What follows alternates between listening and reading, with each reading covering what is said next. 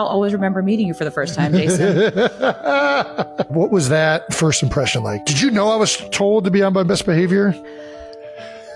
I didn't know what you were told, but I did know that one of the first things I saw was like you say to Kylie, I was just shotgunning beers with the Bills Mafia, and I really want to go through one of the... We're in Kansas City, and I get a call from my mom, and she's like,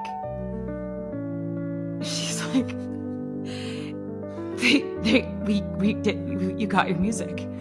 And so sorry that it's literally been so long since this happened. It's every time I talk about it.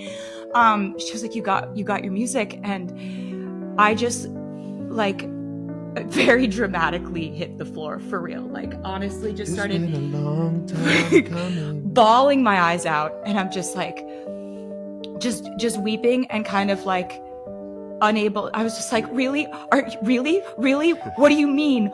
And I'm like, get yourself together. How good were Travis's friendship bracelets for this thing to actually come to fruition? Like, what did you give the friendship bracelets, or was that just on the podcast? Like, I've never seen. Yeah, the they original. didn't leave the stadium because I was butthurt, Jason. He threw a tantrum. He threw a man tantrum. Get these out of here. It's so funny. My plan is ruined. It was really more it was like the romantic gesture of it.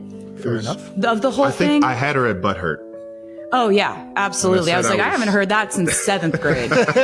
That's a throwback. But it was also kind of like, we live in this day and age where it's like the most romantic gesture that anybody makes towards a girl is usually like their picture, DM them, whatever. And that's absolutely a romantic gesture in itself. But this kind of felt more like I was in an 80s John Hughes movie and he was just like standing outside of my window with a boombox just being like, I want to date you. Yeah. Do you want to go on a date with me? I made you a friendship bracelet. Do you want to date me? Just come outside and meet me. Just meet me once. Just give me a chance. So I was like, if this guy isn't crazy, which is a big if, but if he's not crazy, then like this is basically like every song I've ever written since I was a teenager come to life. When Travis Kelce posted Dream Big Swifties on his personal page, the world didn't yet know what was coming. Not really. The internet, always hungry for headlines and hashtags, buzzed with guesses. But no one could have imagined the announcement that followed. Taylor Swift, the queen of confessional lyrics and stadium anthems, had just declared to her followers, "Your English teacher and your gym teacher are getting married." The line was classic Taylor, wry, a little mischievous, the kind of phrase that begged for a second listen. But where their love story truly unfolded was not on a stage or in a stadium, but in a secret garden. The kind of place that feels like it's been waiting for you all along, hidden behind a low stone wall and a crooked iron gate. The garden breathed in green, mossy paths winding through the hush of petals and old stones. There was an archway of willow and climbing roses, pale sprays of peonies and hydrangeas spilling out of urns. It felt like a secret that the whole world had been holding its breath to tell. As dusk settled, tiny chandeliers of candlelight swung from low branches, their flames flickering like shy fireflies. Somewhere in the shadows, a violinist tuned a single note and let it linger in the air, a thread of sound that promised magic. Taylor stepped through the gate in a striped sundress, the hem just brushing her calves. Light and shadow slid over her as she moved, her hair pinned half up and tumbling in soft waves. On her wrist, a simple pearl bracelet caught the candlelight, a tiny constellation. She laughed when a friend brushed a stray petal from her shoulder, her eyes bright and hungry for every detail. The cushions in the grass, the rose petals scattered like secrets, the scent of blooms so thick it felt like the whole world was exhaling. Travis stood at the far side of the garden, looking every bit like a man surprised by sunrise. He wore a navy sweater with the sleeves rolled, just enough to reveal the strong line of his wrist. He'd been restless all day, fussing over small details, a ribbon, a bouquet, the angle of the chairs. But as he watched her take in the garden, he felt all the nerves quiet. In that moment, his world narrowed to just her. She reached for his hand, and when their fingers met, it felt like a promise. The violin began again, a soft, familiar song, something almost like a lullaby, or maybe a memory of a melody she'd written long ago. Everything surged. Possibility, hope, the bright ache of wanting. Travis took a breath, tasting mint and grass in the air. He tried to speak. "You look," he began, but the word failed him. There were no adjectives big enough, so he did the only thing that made sense. He knelt. For the watching friends, just a handful, only those whose love didn't need to be loud. Time slowed. Taylor gasped, her hands flying to her mouth as if to keep in a laugh or a scream, or maybe both. Travis, knees in the moss and candlelight haloing his face, looked up with the steady wonder of a man who knows he's asking the biggest question of his life. "Taylor Swift," he said. "From the first coffee we spilled to every stadium and quiet morning, you make the whole world make sense. You make me want to be better than I ever thought I could be. Will you marry me?" He opened the small box. The ring gleamed, a simple, old-soul diamond, clear as a promise. Taylor felt something inside her shift, a knot untwisting, as if a long-held fear had finally let go. Her voice was a trembling, radiant thing. "Oh my God," she said, half laughter, half disbelief, the sound of someone finding out that dreams sometimes do come true. Then, "Yes," she whispered, and then louder, surer, as if the word itself was a seal. "Yes, yes." Travis rose and pulled her into his arms, holding her with the gentle certainty of a man who knows what home is.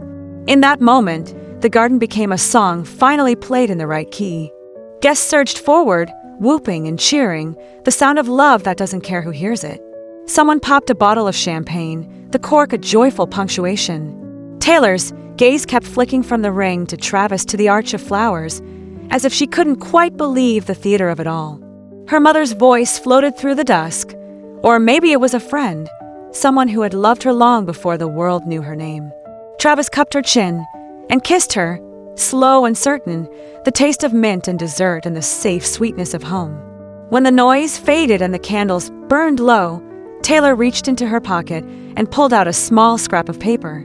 She had scribbled a note, just in case, a secret she wanted to keep until now. Travis grinned, already knowing she would have something special. She read aloud, voice trembling with joy.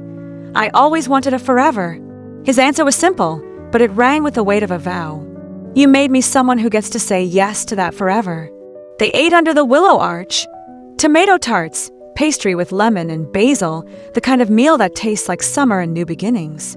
Friends told stories, laughter echoing through the garden. Travis described their future, drawing imaginary maps in the air, plotting a honeymoon to places neither had ever been. Taylor nodded, her head on his shoulder, as if every route was a verse waiting for its chorus.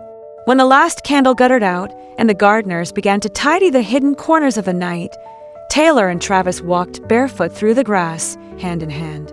He held her like someone holding a compass in a wild, mapless land, steady and sure. She fit into that hold like a note that had finally found its chord. In the years that followed, they would retell the story at parties, around kitchen tables, in hushed conversations after midnight. Sometimes it would be a joke. "Remember when you almost dropped the ring?"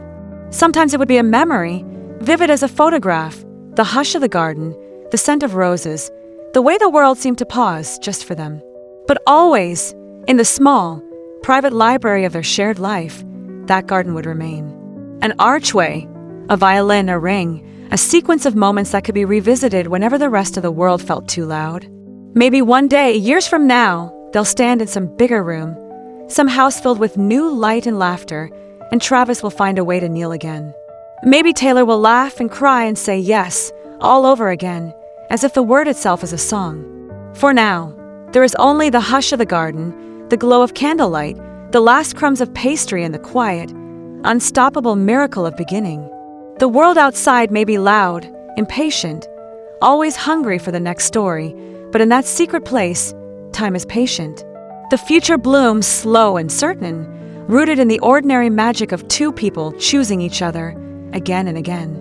So dream big, Swifties. Sometimes the stories you dare to imagine come true, not in stadiums or on magazine covers, but in gardens and candlelight, in the soft, steady miracle of an answered question. And sometimes forever begins not with a shout, but with a whisper, a laugh, and a yes.